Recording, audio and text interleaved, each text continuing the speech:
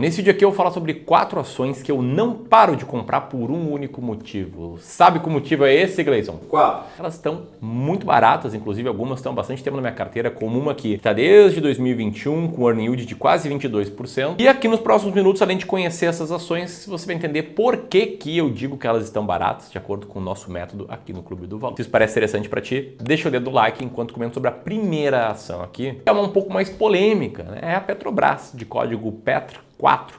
E quando eu digo que ela é um pouco mais polêmica, eu me refiro ao fato de que sempre que eu cito Petrobras aqui, eu recebo comentários assim: parei com o vídeo ao ouvir Petrobras. Ainda comentários um pouco mais educados, como não invisto na Petrobras, tô fora. Aí quem manda é política, e política no Brasil é uma desgraça. Eu concordo com a segunda parte do comentário. Mas tem também gente que gosta de Petrobras, como é o caso desse comentário que eu vi, falando que Petrobras é sucesso garantido. Mas a verdade é que eu tenho Petrobras na minha carteira já há bastante tempo, inclusive foi uma das ações que eu tenho hoje que mais subiu nos últimos anos, não porque eu sou fã de política, desse governo atual ou do governo antigo, mas sim porque ela está muito barata e que eu vou te provar que ela está muito barata, claro, né, de acordo com o método que eu sigo. Mas para contexto, tá, nos resultados recentes, o que a gente viu foi um lucro 22% maior de Petrobras em relação ao mesmo período do ano passado, batendo aí uma marca de 32 bi. Lucro puxado por uma alta na receita de vendas, foi 6% de alta. Apesar disso, o EBITDA chegou a cair cerca de 3%, e isso aconteceu por conta de 4 motivos. Presta atenção neles, porque o primeiro você já deve saber, é o preço do petróleo, que caiu consideravelmente nos últimos meses, e com isso, os derivativos do petróleo tiveram uma encolhida ali nas suas margens, porém o aumento do dólar compensou parte relevante dessas lacunas e o aumento da produção também compensou. Em linhas gerais, uma coisa compensou a outra e isso possibilitou que a Petrobras continuasse entregando resultados consistentes. Outro destaque importante é que a dívida da Petrobras está no menor nível desde 2008, tendo aí caído cerca de 2% no trimestre. Agora, por que Petrobras está na minha carteira? Primeiro, né, pelo fato dela estar subindo, ela subiu aí cerca de 26%, já considerando os proventos recebidos nos últimos 12 meses, mas sim pelo fato de que ela já estava barata e o aumento no resultado operacional não foi tão acima do aumento na cotação. O que eu olho aqui é por uma divisão, que é o lucro operacional da empresa, o lucro vem das operações dela pelo negócio chamado Total Enterprise Value, que é o preço total que alguém tem que pagar para comprar uma empresa, que é o seu valor de mercado mais a sua dívida líquida. Esse indicador aqui que eu uso, tá? Detalhe, a primeira vez que eu ouvi falar sobre ele foi nesse livro aqui, a Fórmula Mágica do Joe Greenblatt. Ele tem um indicador primo, um primo muito próximo, que é o EV/EBIT, já que EV é parecido com Total Enterprise Value e EBIT é parecido com lucro operacional, só que ele está ao contrário. Então, quanto menor o EV/EBIT, mais barato uma empresa está, de acordo com a minha estratégia. E o fato é que Petrobras, como você pode ver, está barata desde 2021 e segue barata com o EV/EBIT ainda bem baixo. E ela segue ali na lista das 20 ações mais baratas da bolsa, de acordo com a minha estratégia, assim como a próxima ação que eu vou comentar aqui, que é outra ação que eu não paro de comprar, que é a CSN Mineração, de código CEMIN3. Essa aqui enfrentou mais dificuldade, tá? O lucro caiu 60%, a receita caiu cerca de 31%, e muito disso se deu por conta das cotações bem mais baixas da principal commodity da CSN Mineração. CSN Mineração, ligada ao minério de ferro, que nos últimos meses sofreu consistentemente. E a CEMIN destacou que historicamente o terceiro TRI é forte em oferta de minério. Só que no Brasil o que aconteceu foram baixos índices de chuva, enquanto em outros países o volume de produção foi mais alto. Toma isso ao fato da demanda da China estar bem menor e eis uma empresa que está sofrendo. Poxa, então por que tu está comprando, Ramiro? A empresa está sofrendo mesmo, né? Se eu olhar aqui o gráfico, eu tô vendo que ela está caindo cerca de 16% nos últimos 12 meses. Isso que se a gente tira aí o impacto dos dividendos, a queda maior é 25%. Faz sentido estar comprando ela? Bom, isso vai depender do preço que você paga. É uma visão um pouco diferente que eu tenho sobre o mercado de ações, diferente em relação a outros criadores de conteúdo, a outros investidores, que eu acredito que não basta olhar só para a qualidade da empresa. Não basta garantir que ela está tendo um resultado operacional positivo. Tu tem que entender qual preço tu está pagando para aquela empresa que tu está colocando em carteira.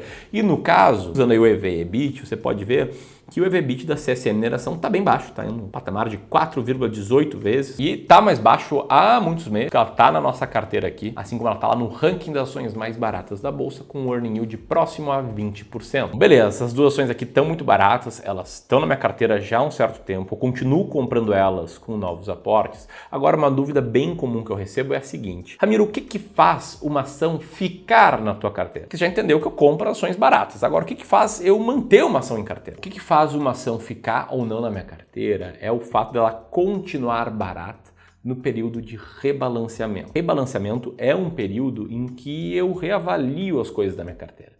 É algo que eu percebo que muitos investidores não fazem, às vezes por falta de tempo, às vezes por falta de conhecimento. Mas o fato é que a pergunta mais importante não é quais ativos comprar, e sim por que eu estou comprando, o que vai me fazer manter esses ativos e o que vai me fazer vender esses ativos eventualmente. E essas perguntas a gente responde no rebalanceamento. E aqui a gente faz dois tipos de rebalanceamento: o intraclasse e o extra-classe. O extra-classe, você que me acompanha há mais tempo, sabe bem como é que é. Se você chegou nesse vídeo aqui de paraquedas, prazer. Meu nome é Ramiro Gomes Ferreira, sou gestor de investimentos, sou fundador do Clube do Valor. E aqui, todos os clientes que a gente atende, para contexto, a gente tem quase 3 bilhões de patrimônio sob nosso cuidado. A gente atende com base num negócio chamado Sistema de Alocação Estratégica, que no grande resumo significa: passo 1, desenhar uma carteira ideal de investimentos, com base no perfil, risco, nos objetivos de cada investidor. Passo 2, montar essa carteira. Passo 3, de 3 em 3 meses, fazer o rebalanceamento. Por exemplo, você tem uma carteira aqui que eu entendo que deve ter 20% de peso em ações brasileiras e 3 meses depois do rebalanceamento ela está com 16% de peso em ações brasileiras. O que a gente faz? A gente usa novos aportes ou vende ativos que estão com peso maior do que o alvo para comprar ações brasileiras. Nesse movimento a gente compra um pouco de cada ação em carteira. Agora, o rebalanceamento intraclasse, ele é diferente. Ele se faz dentro de uma determinada classe de ativos. Vamos supor que eu montei hoje, no dia que esse vídeo é ao ar, que eu estou gravando ele inclusive, uma carteira com 20 ações muito baratas. Bom, daqui a 3 meses eu vou revisar essa minha lista de ações baratas, vou vender as que não estão mais bem posicionadas na lista e comprar aquelas que passaram a ficar baratas, num exemplo mais ou menos assim, desenhando. Estou tentando explicar aqui muito rápido porque eu quero citar aqui a próxima ação.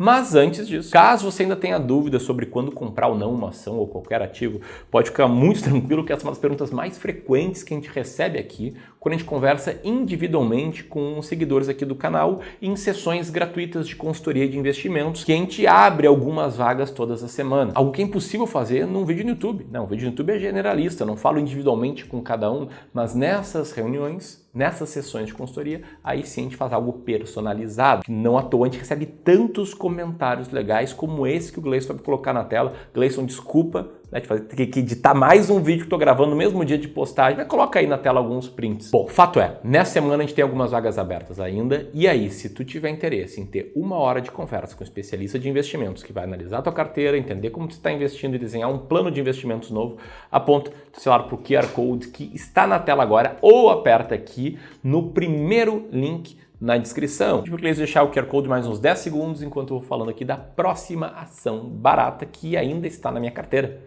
Eu sigo comprando com novos aportes. Essa aqui é polêmica, ela viu o lucro derreter 94% nesse trimestre. Isso com uma receita que não caiu muito não, caiu só 13,5%, mas com EBITDA que despencou. Essa aqui é uma empresa que é do ramo de tecnologia. E nesse período, seu segmento de Hardware as a Service chegou a cair 28%. Apesar disso, esse decréscimo foi compensado pelo aumento nos serviços prestados em tecnologia, que cresceram 320%. E outro fator que afetou bastante aí os economics dessa empresa foi o aumento geral dos preços no setor de tecnologia. Falando aqui de custos maiores para essa empresa adquirir insumos, o que acabou gerando uma pressão negativa nas margens. Em outras palavras, despesas cresceram 20% e se as despesas crescem bastante, a receita cai um pouco, o lucro despenca. Ramiro, essa empresa é extremamente arriscada?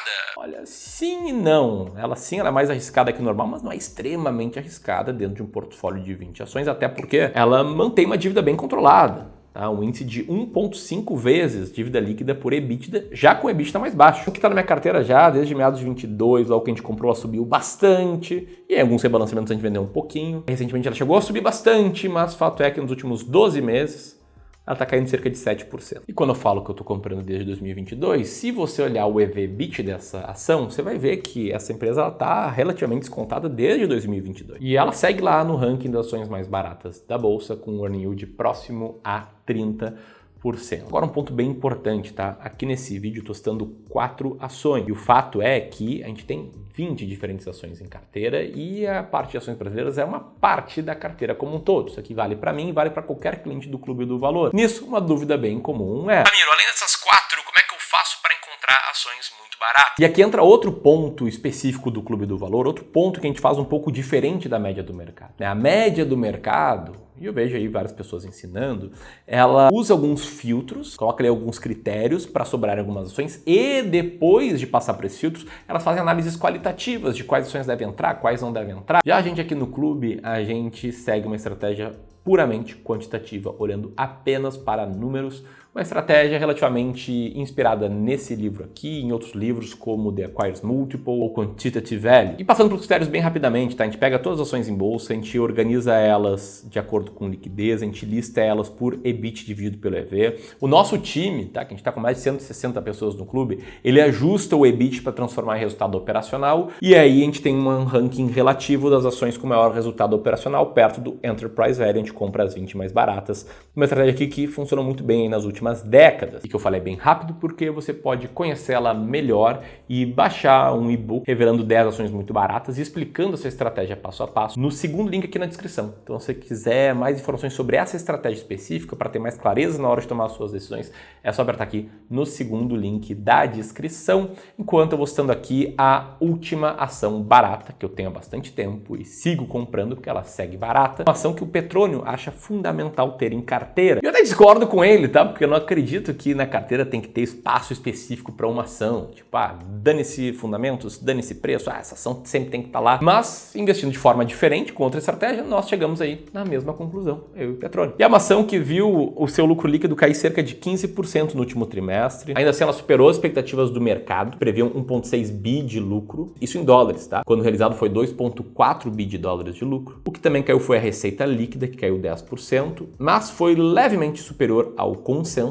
O EBITDA ficou em linha com as expectativas. Nisso você deve estar se perguntando, beleza, o que aconteceu para os resultados dessa empresa caírem e por que isso já estava amplamente previsto pelo mercado? A empresa até que foi melhor do que o previsto pelo mercado. A empresa foi melhor do que o que estava previsto no mercado porque houve uma melhoria em todos os seus segmentos. As vendas da sua principal commodity cresceram cerca de 2% no ano. A venda de um dos produtos secundários cresceu cerca de 18%, com aumento da produção e demanda pelo item. Por outro lado, a dívida cresceu 1,8 bi de dólares, puxada principalmente por uma indenização a ser paga aí nos próximos meses. Apesar disso, recentemente a companhia foi absolvida de acusações deste mesmo caso, o que significa que ela tem se visto livre desse problema pelos próximos anos. Mas o fato é que, por conta da queda dos preços da sua principal commodity, a ação acabou caindo também. Aliás, são gráficos que se comportam de maneira bem semelhante. E como você pode ver aqui, desde 2021 essa empresa está bem descontada. Desde maio de 2021 ela está na minha carteira. Ela entrou logo depois de Petrobras, que a gente comprou em janeiro. E essa aqui é uma das ações mais baratas da bolsa até hoje, com um yield de quase 22%. E eu tô falando aqui das ações da